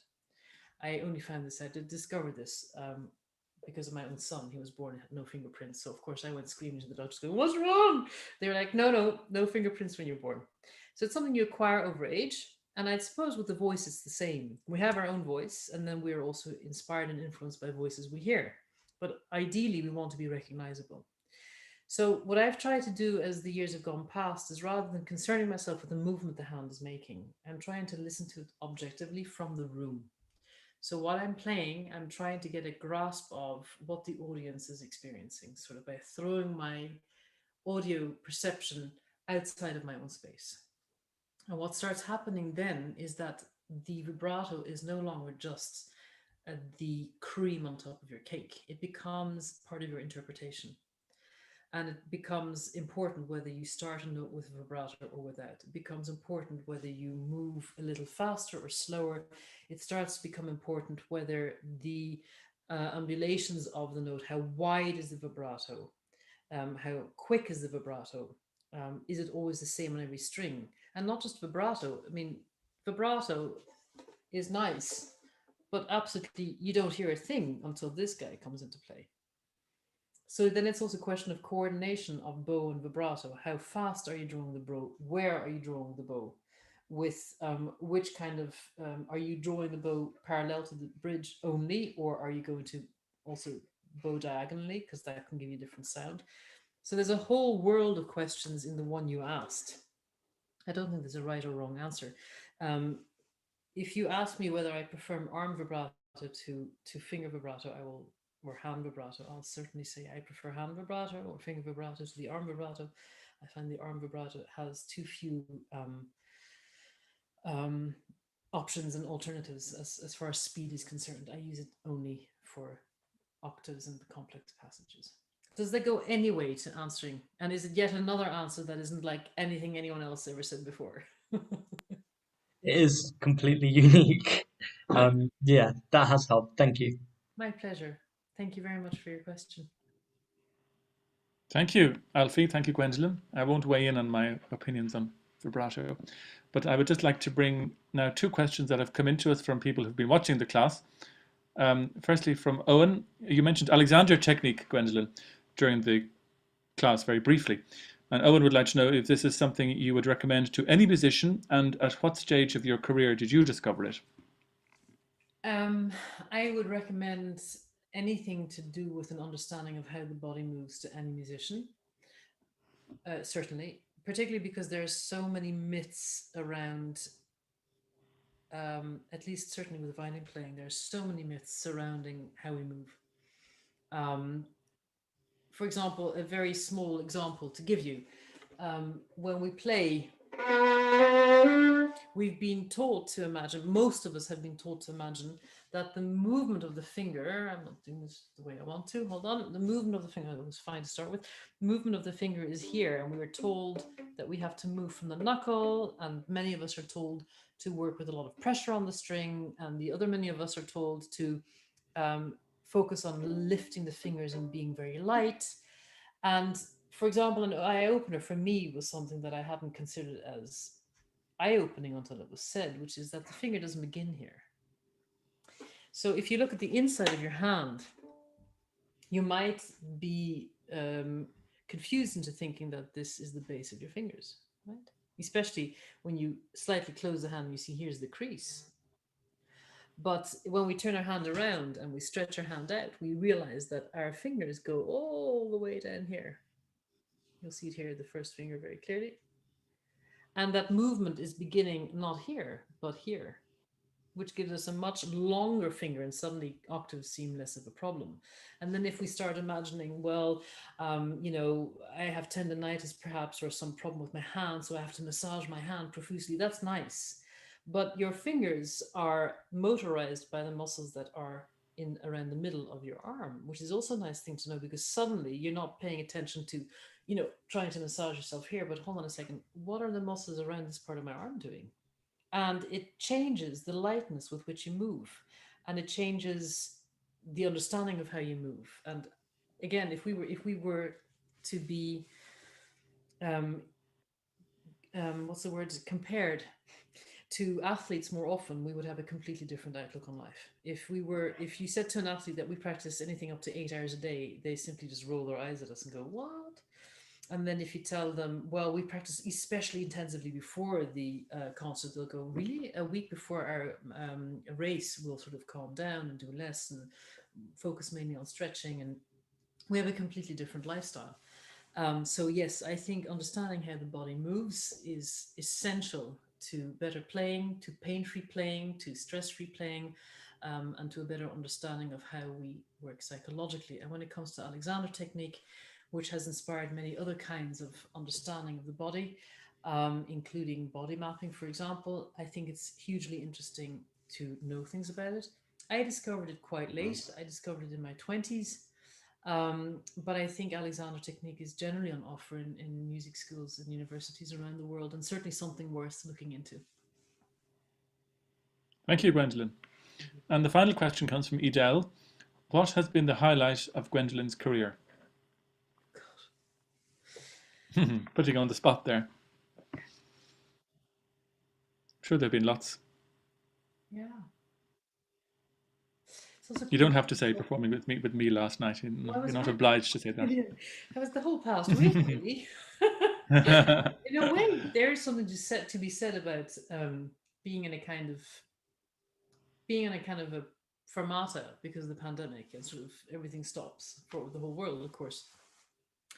And then those first notes that you play again, and just realizing that for some people it's been very stressful and they've hated it, and for others, like in any case me, it's just been, oh my God, we're playing again, what a joy, what a privilege, and every note is relished, you know.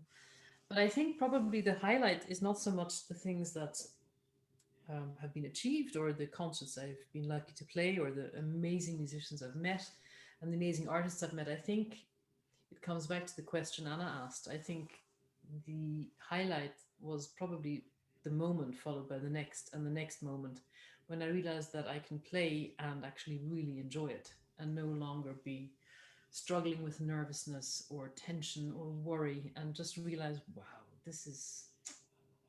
music is everything in a way, at least to me. And so to be able And how did you get to that point, Gwendolyn? Well, through lots of suffering, of course. Which I say with only light irony. It's a lot to do with experience. You need to throw yourself out to the wolves in a way. You really need to stand on stage, and you need to, in my case, you need to go through all of those steps of, the experience of being on stage frequently, of also being torn apart, being criticized, feeling awful, and then overcoming that and realizing all of these things are just another confrontation of the self. So that has been something for me. But I think it came at a point when there came a point in my life when I realized that it's really a privilege to be able to play. And as soon as I realized that I'm lucky, really, really lucky, and that music is so much bigger than I think that was a turning point for me. Wonderful. Well, on that positive note, I think we can bring this masterclass to a close. And thank you, Gwendolyn Masin, for your time and your inspiration throughout this class.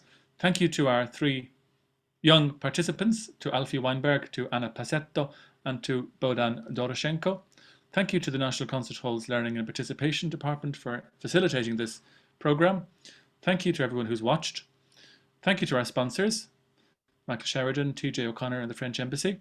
And do join us for the final day tomorrow of the International Master Course, where we have 2 events, one in the morning with Zoe Conway, a workshop on traditional music, and then the closing event in the afternoon, which is a panel discussion with Gwendolyn, myself, and our 3 fellow international faculty members, Gilles Apap, Mate Such, and Marc Coppe. But for now, from me, from Gwendolyn, from all of us, it's goodbye.